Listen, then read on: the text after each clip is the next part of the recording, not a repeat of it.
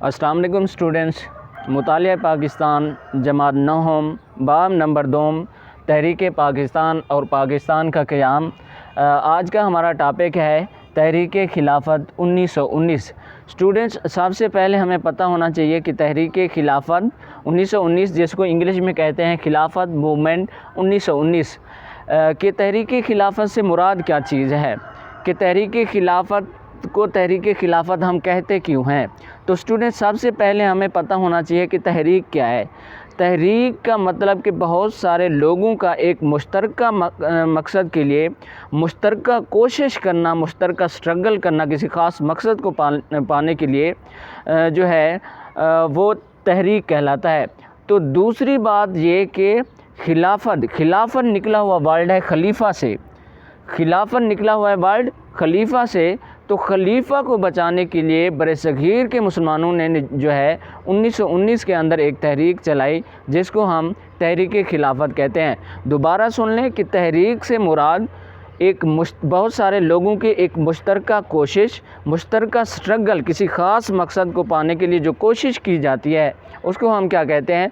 تحریک۔ تو تحریک جو ہے برصغیر کے مسلمانوں نے، برصغیر کے تمام مسلمانوں نے جو ہے ایک مل کے تحریک چلائی جس کو ہم کیا کہتے ہیں؟ تحریک خلافت۔ اچھا، اس تحریک کو ہم تحریک خلافت کیوں کہتے ہیں؟ تحریک خلافت ہم اس وجہ سے کہتے ہیں کہ خلافت نکلا ہوا ورڈ ہے خلیفہ سے، کہ خلیفہ کو بچانے کے لیے جو تحریک چلائی گئی اس کو ہم کیا کہتے ہیں؟ تحریک خلافت۔ اور یہ تحریک جو ہے برصغیر کے مسلمانوں نے 1919 کے اندر چلائی تھی ترکی کے خلیفہ کو بچانے کے لیے، کیونکہ خلیفہ کو بچانے کے لیے تحریک اس وجہ سے چلائی گئی کیونکہ خلافت جو ہے حضور پاک صلی اللہ علیہ وآلہ وسلم نے اپنے ہاتھوں سے جو ہے اپنی زندگی میں جو ہے پہلے خلیفہ حضرت ابو بکر صدیق کو بنایا، خلافت سے نوازا۔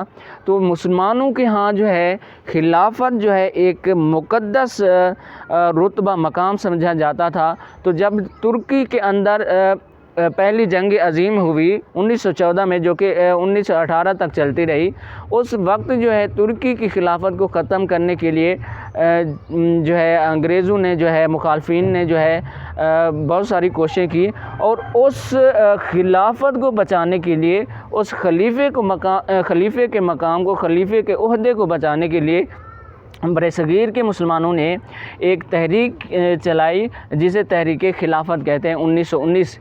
میں نے جیسے کہا ہے کہ خلافت سے نکلا ہوا ہے خلیفہ۔ برصغیر کے مسلمانوں نے اس وجہ سے یہ تحریک چلائی کیونکہ حضور پاک صلی اللہ علیہ وآلہ وسلم نے حضرت ابو بکر صدیق کو اپنی زندگی میں جو ہے اپنے آخری ایام کے دوران جو ہے ان کو خلافت سونپی، خلیفہ بنایا۔ تو حضور پاک صلی اللہ علیہ وآلہ وسلم کی وجہ سے خلافت کا جو عہدہ ایک مسلمانوں کے ہاں جو ہے مقدس عہدہ سمجھا جاتا تھا اور سمجھا جاتا ہے۔ تو جب جنگ عظیم ہوئی، پہلی جنگ عظیم جو کہ 1914 سے لے کر 1918 تک ہوئی، ترکی کو جنگ کے اندر شکست ہوئی اور ترکی کی جو خلافت ہے وہ خطرے میں پڑ گئی۔ تو اس وجہ سے جو ہے مسلمانوں نے خلافت کے عہدے کو بچانے کے لیے، خلیفہ کو بچانے کے لیے ایک تحریک چلائی جسے ہم تحریک خلافت 1919 کہتے ہیں۔ اچھا، یہاں پہ ایک بات آ رہی ہے کہ جنگ عظیم اول 1914 سے لے کر 1918 تک رہی۔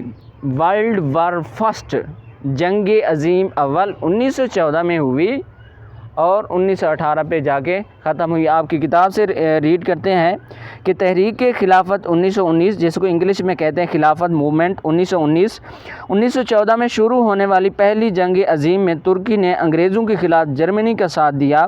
جنگ میں جرمنی اور اس کے حلیفوں کو شکست ہوئی کہ 1914 کے اندر جو جنگ شروع ہوئی، جنگ عظیم اول، تو اس میں جو ہے ترکی نے جرمنی کا ساتھ دیا۔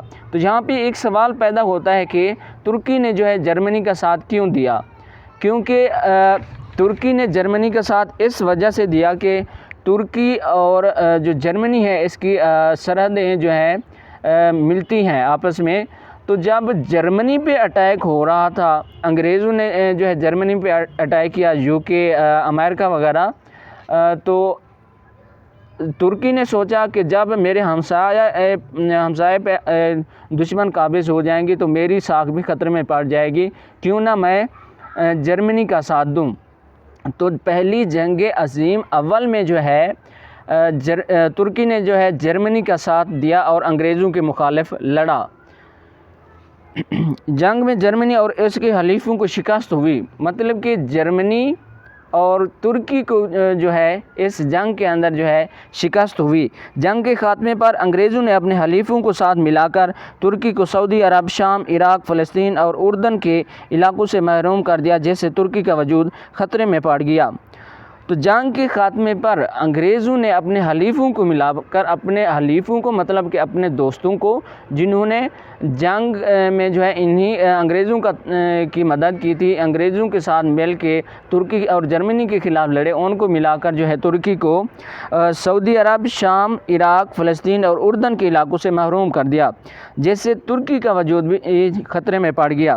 اس طرح ترکی کی خلافت کو بچانے کے لیے برصغیر کے مسلمانوں نے 1919 میں ایک ملک گیر تحریک کا آغاز کیا، جسے تحریک خلافت کے نام سے یاد کیا جاتا ہے۔ جیسے میں نے پہلے عرض کیا ہے کہ ترکی کے اندر جو ہے ایک خلیفے کی حکومت تھی، خلیفہ جو ہے اسلامی حکومت کو چلاتا تھا، تو جب ترکی جو ہے جنگ ہار گیا تو خلیفے کا جو مقام رتبہ ہے، اس کا عہدہ جو ہے خطرے میں پڑ گیا۔ تو اس حوالے سے جو ہے برصغیر کے مسلمانوں نے جو ہے 1919 کے اندر ایک تحریک چلائی، جس کو ہم تحریک خلافت کہتے ہیں، کہ خلیفہ کو بچانے کے لیے ایک ملک گیر تحریک چلائی۔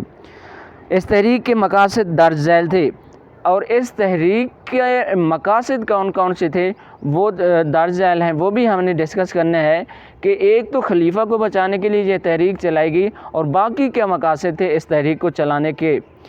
تو سب سے پہلے نمبر 1 ہے کہ ترکی کی خلافت قائم رکھی جائے، کہ ترکی کے اندر جو خلیفے کا مقام رتبہ ہے وہ قائم رکھا جائے، خلیفے والا عہدہ، مقام، رتبہ جو ہے وہ ختم نہ کیا جائے۔ اس تحریک کا مقصد یہ تھا۔ مسلمانوں کے دوسرے نمبر پہ مسلمانوں کے مقدس مقامات ترکوں کی حفاظت میں رہیں، کہ مسلمانوں کے مقدس مقامات کون سے ہیں؟ جیسے سعودی عرب کے اندر ہے خانہ کعبہ، مسجد نبوی، روضہ رسول وغیرہ، جتنے بھی مطلب کہ اسلامی جو مقامات تھے مسلمانوں کے، وہ ترکی کی خلافت کے مطلب کہ ترکی کے کنٹرول میں ہی رہیں۔ اس تحریک کو چلانے کا مقصد یہ تھا۔ ترکی کی حدود میں تبدیلی نہ کی جائے، کہ ترکی کی حدود کے اندر جو ہے تبدیلی نہ کی جائے، مطلب کہ جتنے اس کے جنگ سے پہلے جتنے علاقوں پہ ترکی کی حکومت تھی وہ ویسی کی ویسی رہے۔ تو سب سے پہلے جہاں پہ ایک سوال پیدا ہوتا ہے کہ برصغیر کے مسلمانوں نے یہ تحریک کیوں چلائی، ملک گیر تحریک برصغیر کے اندر کیوں چلائی؟ تو اسٹوڈنٹ آپ کو پتہ ہونا چاہیے کہ برصغیر کے مسلمانوں نے برصغیر کے اندر یہ تحریک خلافت کی جو موومنٹ ہے، جو تحریک ہے، اس وجہ سے چلائی کیونکہ اس وقت برصغیر پہ جو ہے حکومت جن کی ہوا کرتی تھی وہ انگریزوں کی تھی، اور ترکی کے ساتھ جنگ بھی کون لڑ رہے تھے؟ انگریز لڑ رہے تھے۔ تو برصغیر پہ بھی انگریزوں کی حکومت تھی، اور ترکی کے ساتھ بھی جنگ کون لڑ رہے تھے؟ انگریز لڑ رہے تھے۔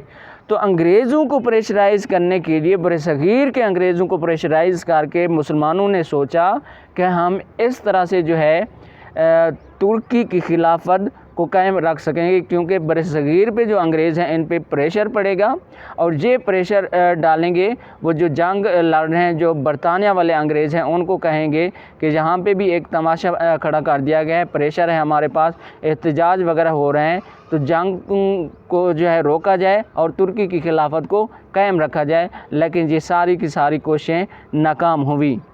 ٹھیک ہے، کہ دوبارہ سن لیں کہ برصغیر کے مسلمانوں نے اس وجہ سے یہ تحریک چلائی کیونکہ انگریز برصغیر پر حکومت اس وقت کر رہے تھے۔ 1919 میں جو ہے برصغیر میں انگریزوں کی حکومت تھی، ادھر جنگ بھی کون لڑ رہے تھے؟ انگریز لڑ رہے تھے۔ تو اس وجہ سے جو ہے برصغیر کے مسلمانوں نے سوچا کہ برصغیر میں جو انگریز ہیں ان کو پریشرائز کیا جائے، اور یہ پریشرائز کریں گے برطانیہ کے جو پارلیمنٹ ہے، حکومت ہے اس کو، اور وہ جو ہے اپنے فوجیں آرمی وغیرہ جو ہے اس کو کیا کریں گے، واپس بلا لیں گے، اور اس طرح سے جو ہے تحریک جو ہے کامیاب ہو جائے گی اور ترکی کی خلافت جو ہے قائم رہے گی۔ تو اسٹوڈنٹس چینل کو سبسکرائب کریں، ویڈیو کو لائک کریں اور کمنٹ کریں۔ Thank you.